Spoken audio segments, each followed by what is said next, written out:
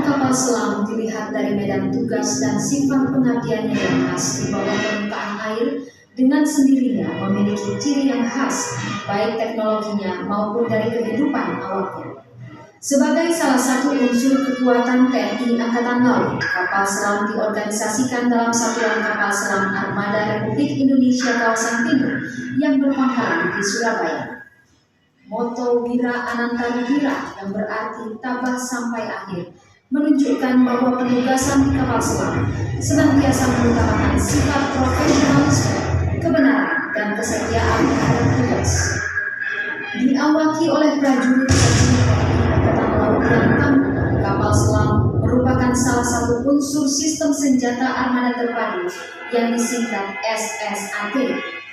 SSAT merupakan tulang punggung kekuatan TNI Angkatan Laut, terdiri dari unsur kapal, yaitu kapal selam dan kapal permukaan, pesawat udara, marinir, dan pangkalan.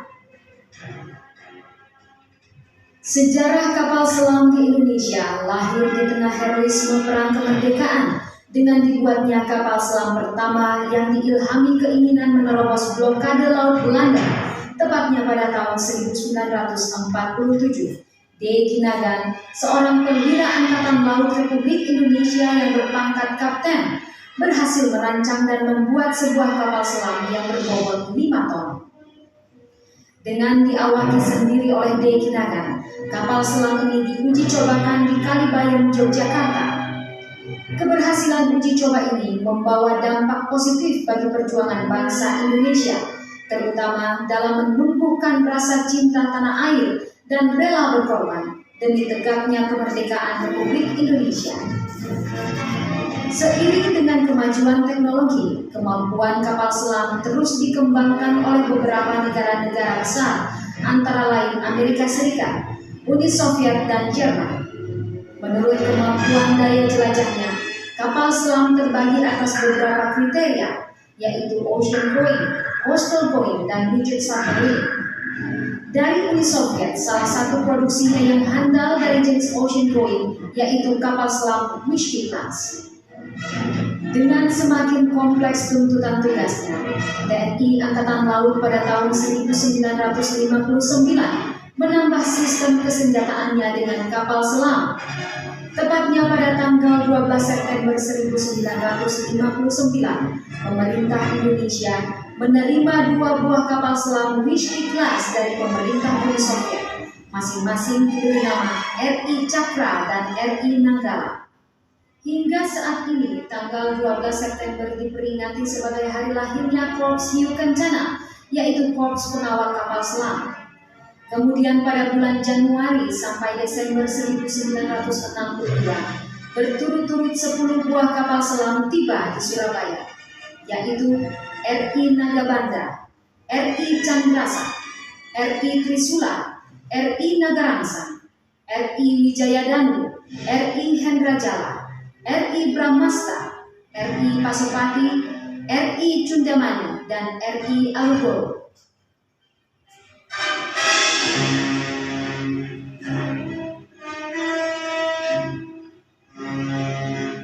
Pada operasi Trikora, pembebasan Irian Barat, kapal selam berperan penting di dalam memberikan tekanan-tekanan psikologis terhadap pihak Belanda yang bercokol di Irian Barat, antara lain melalui operasi pengintaian dan penyusupan ke daerah musuh, dikenal dengan Operasi Antarja, Jaya Wijaya 1, Cakra 1, Alugoro dengan mendaratkan pasukan RPKAD di Tanah Merah Irian Barat, serta Operasi Jaya Wijaya 2. Sejalan dengan perkembangan teknologi, berangsur-angsur kapal selam Mystery Class digantikan tugasnya oleh kapal selam dari Jerman jenis SS-209.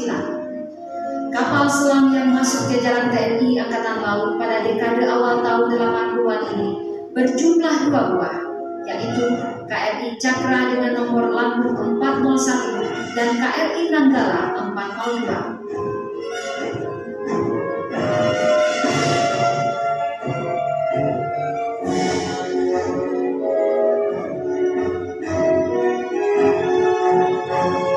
Sedangkan KRI Pasopati bernomor lambung 1410 mengakhiri masa dinasnya di TNI Angkatan Laut yang ditandai dengan penurunan ular-ular perangnya. Dengan demikian, selesailah sudah era kapal selam British Class yang telah turut berjasa bagi kejayaan bangsa Indonesia, dan untuk menghormatinya, dibangunlah monumen kapal selam di kota Surabaya.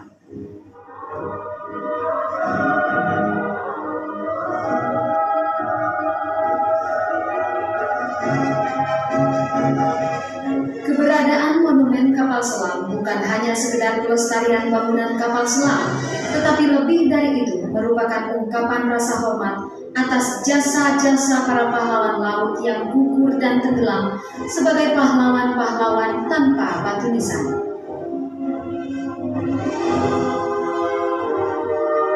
Fisik dari monumen yang menampilkan kapal X KRI Pasopati ini adalah saksi sejarah tentang pengabdian dan profesionalisme prajurit-prajurit Korps Hiu Kencana, sekaligus akan memberi inspirasi dan motivasi bagi generasi muda bangsa untuk mengerti dan tertarik pada kehidupan aspek kelautan sebagaimana kodratnya sebagai bangsa bahari. Selain itu, monumen kapal selam menjadi saksi, bukti dan bakti akan kejayaan bahari kita sebagai persembahan bagi prajurit-prajurit Matra Laut dan juga bagi segenap rakyat Indonesia. Dengan adanya monumen kapal selam ini, semakin lengkaplah kota Surabaya sebagai kota pahlawan, kota bahari, di mana TNI Angkatan Laut dibesarkan di sini, di jantung kota Surabaya. Di tepi Kalimas yang asri, KRI Pasopati tegak dengan megahnya, memantapkan moto prajurit kapal selam, tabah sampai akhir.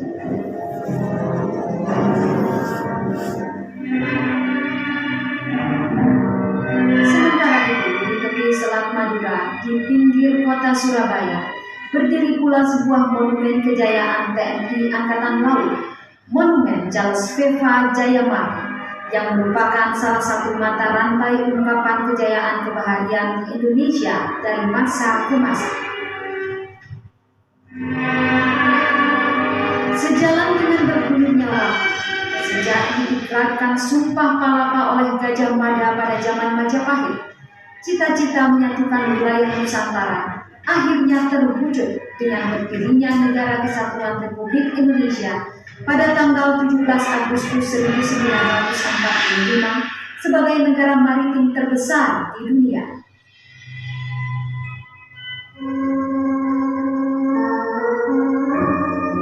Sebagai negara maritim terbesar, wilayah Republik Indonesia meliputi 17.508 pulau, luas laut 5,8 juta kilometer persegi, dengan panjang pantai 81.000 km. Maka sewajarnya lah jika Indonesia memiliki angkatan laut yang dapat diandalkan dan dibanggakan.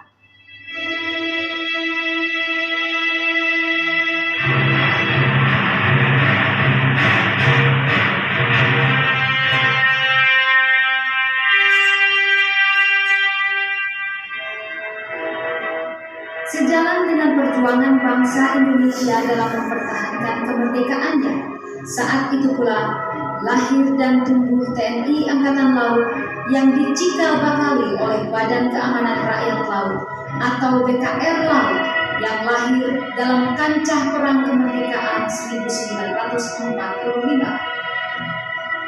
Pada era tahun 1950 sampai dengan 1959, TNI Angkatan Laut aktif mengembangkan dan baktinya dalam menegakkan dan mengisi kemerdekaan, antara lain dalam berbagai operasi amfibi guna menumpas pemberontakan bersenjata seperti PRRI, Permesta, RMS, dan BITI.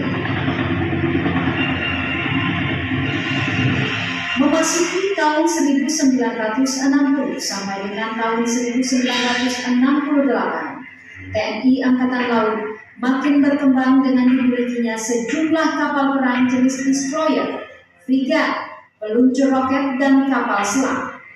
Bersama-sama dengan kekuatan ABRI lainnya, TNI Angkatan Laut melaksanakan berbagai operasi militer, termasuk operasi pembebasan Irian Barat dan penumpasan G-30S PKI.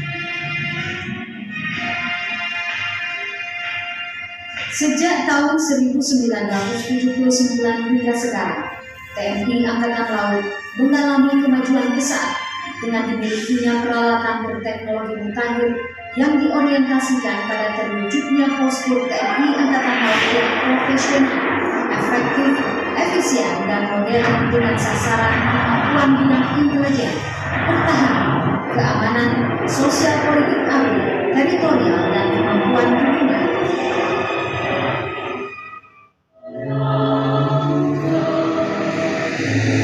Di Samudra Nusantara, gelegar ombak dan yakinkan langkah.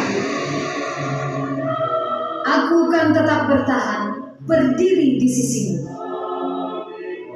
Walau ajal harus kupersembahkan untukmu, untuk tetap pertahankan tiap tetes air samudraku. Karena kami, anak-anak bangsa ini, adalah bangsa bahari. Berlari aku berseru, justru di laut kita